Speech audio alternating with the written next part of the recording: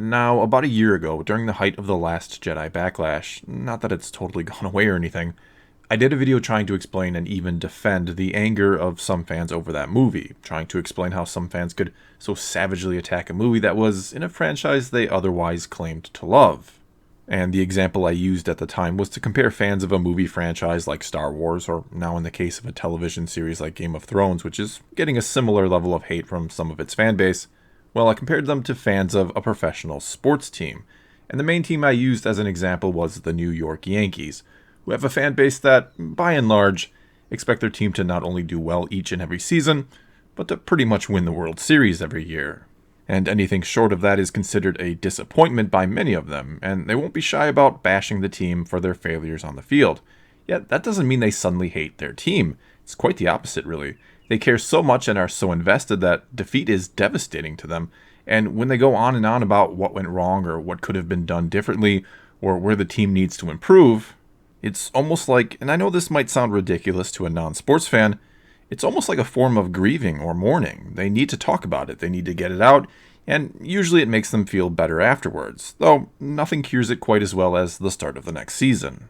And though this here isn't a perfect comparison, because a team's season can be measured by wins and losses and whether or not they win the championship, Star Wars is very much the Yankees of film franchises, and Game of Thrones is the equivalent for a television series. They arguably have a larger and more passionate fan base than any other franchise out there, though Red Sox fans may disagree. And most fans demand perfection from them because that's just the standard they've set with previous performances.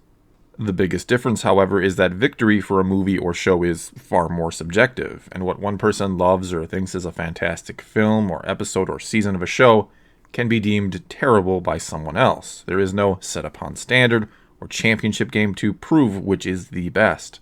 And no, box office take isn't always a great indicator of just how well a fan base has received something either, as is the case with a franchise like Transformers.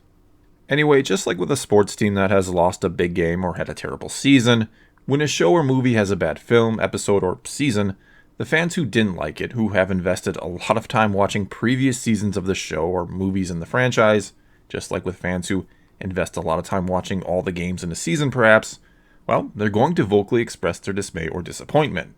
It's a natural reaction, and despite what those who maybe enjoyed the movie or episode sometimes think, it's not being done out of malicious intent or to try and ruin your personal enjoyment of the film or show. Again, as silly as it may sound to you, it's like a form of grieving or a coping mechanism.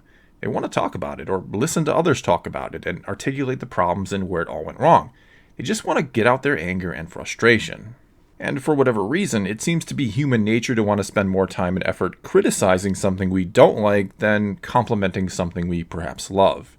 In fact, as I started to work on this video, True on my Discord server made the perfect comment about how, on a platform like Facebook, negative things get far more engagement than positive.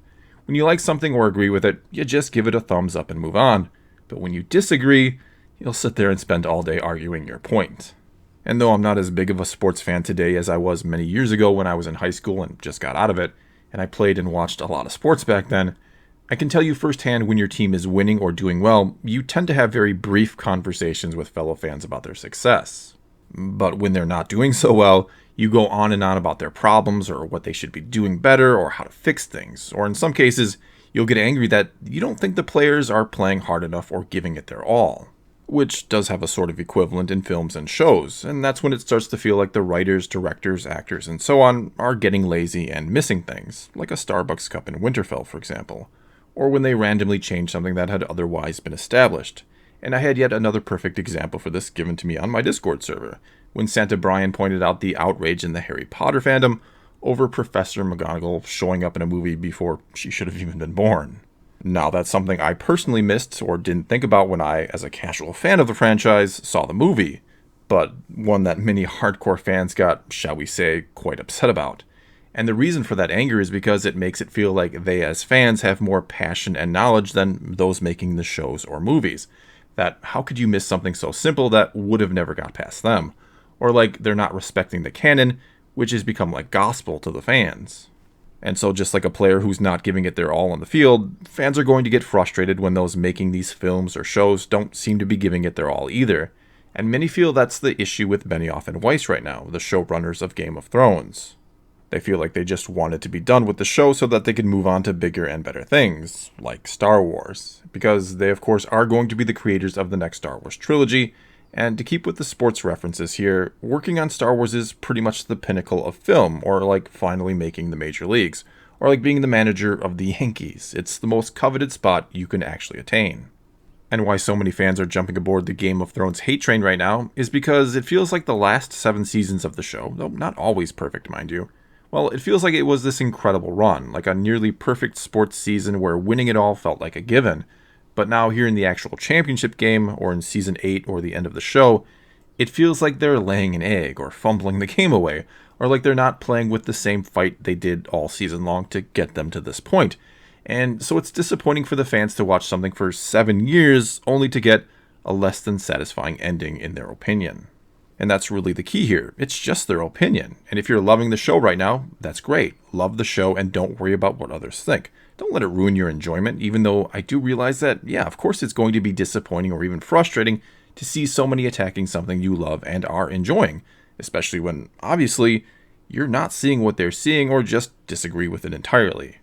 But here's the thing, and it's what I was saying before, most people who attack something like a show or movie or sports team because it's disappointing them don't have any sort of malicious intent towards anyone, really. In most cases, they're not trying to anger the people who do like it. I, as someone who didn't enjoy The Last Jedi, really had no desire to ruin it for those who maybe did like the movies with all the videos I did. In fact, they were meant to do 2 things mostly, to discuss it with those who, like me, didn't enjoy the movie and wanted to get their disappointment out of their system, I guess you could say. And also, as calmly and as rationally as I could, I wanted to explain my point of view to those who maybe did enjoy the movie and wanted to know the real reasons why I and others hadn't liked it. And a lot of the time, those who did like The Last Jedi who watched my videos had very rational responses, and I had some fantastic conversations with people in the comments who had loved it.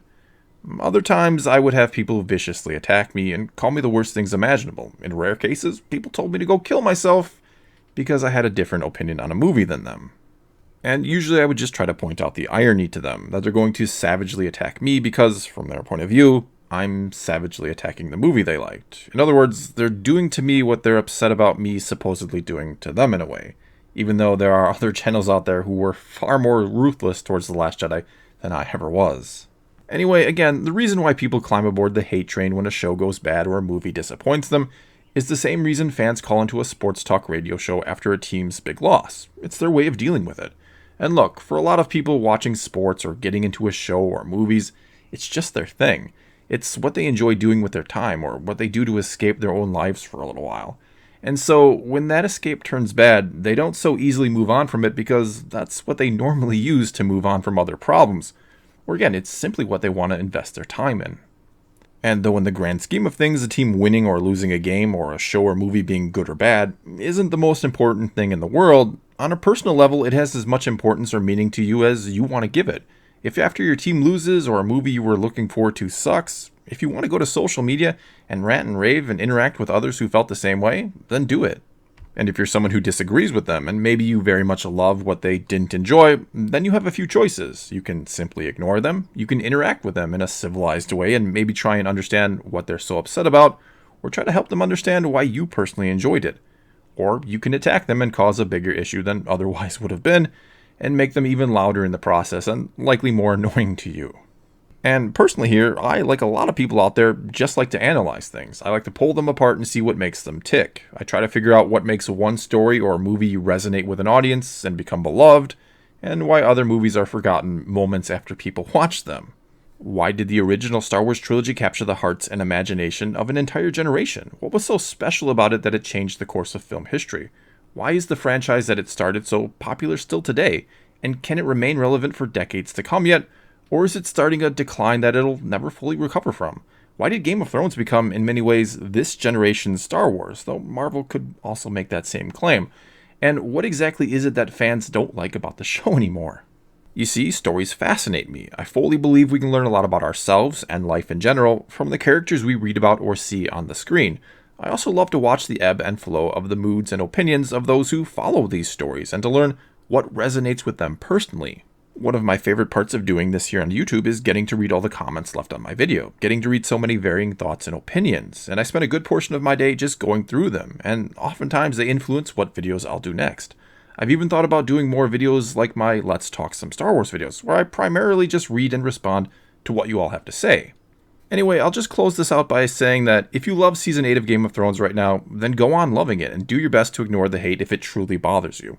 And if you're someone who isn't enjoying it, well, take to social media and bitch about it, or watch as many YouTube videos trashing it as you need to until you feel better.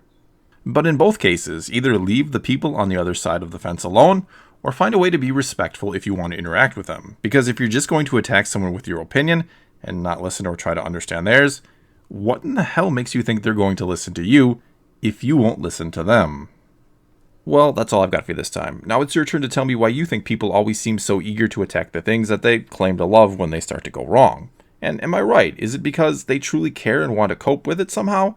Or am I wrong, and do people just like to be malicious towards one another for the sake of being malicious, I guess, and ruining the joy of others? Let me know what you think in the comments below, and let's talk some Star Wars and Game of Thrones. And until next time, thanks for watching.